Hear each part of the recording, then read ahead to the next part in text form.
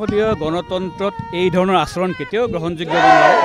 এক নিকৃষ্ট আচৰণ কংগ্ৰেছে কৰিছে আৰু এই আচৰণৰ মাজেদি কংগ্ৰেছৰ নিকৃষ্ট মানসিকতাৰ বহিঃপ্ৰকাশ ঘটিছে।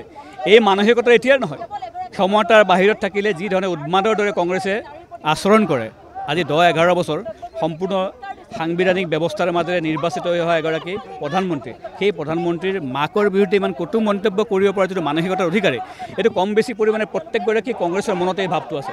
আৰু ইয়াৰ দায়িত্ব ৰাহুল গান্ধীয়ে ল'ব লাগিব। ৰাহুল গান্ধীৰ আচৰণ কংগ্ৰেছীসকলে অনুসৰণ কৰে, গতিকে মই ভাবোঁ ই কেতিয়াও গ্ৰহণযোগ্য হ'ব নোৱাৰে।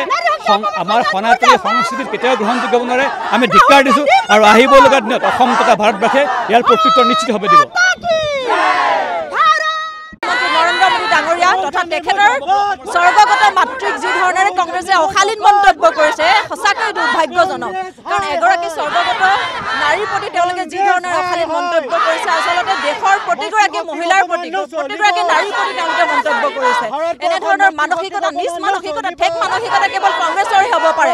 আমি শোণিতপুৰ জিলা বিজেপিয়ে আজি তাৰ প্ৰতিবাদ কৰিছোঁ, তেওঁলোকক ধিক্কাৰ দিছোঁ, গৰিহণা দিছোঁ। Congress go back.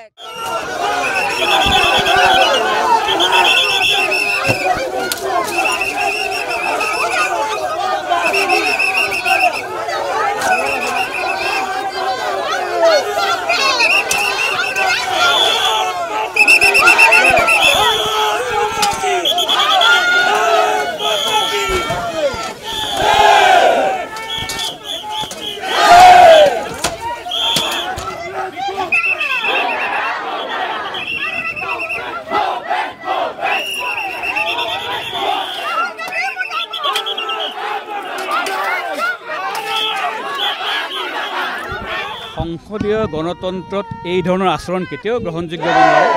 এক নিকৃষ্ট আচৰণ কংগ্ৰেছে কৰিছে আৰু এই আচৰণৰ মাজেদি কংগ্ৰেছৰ নিকৃষ্ট মানসিকতাৰ বহিঃপ্ৰকাশ ঘটিছে।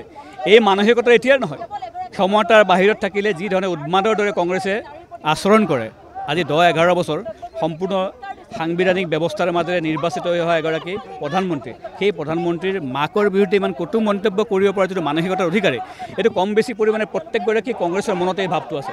আৰু ইয়াৰ দায়িত্ব ৰাহুল গান্ধীয়ে ল'ব লাগিব। ৰাহুল গান্ধীৰ আচৰণ কংগ্ৰেছীসকলে অনুসৰণ কৰে, গতিকে মই ভাবোঁ ই কেতিয়াও গ্ৰহণযোগ্য হ'ব নোৱাৰে।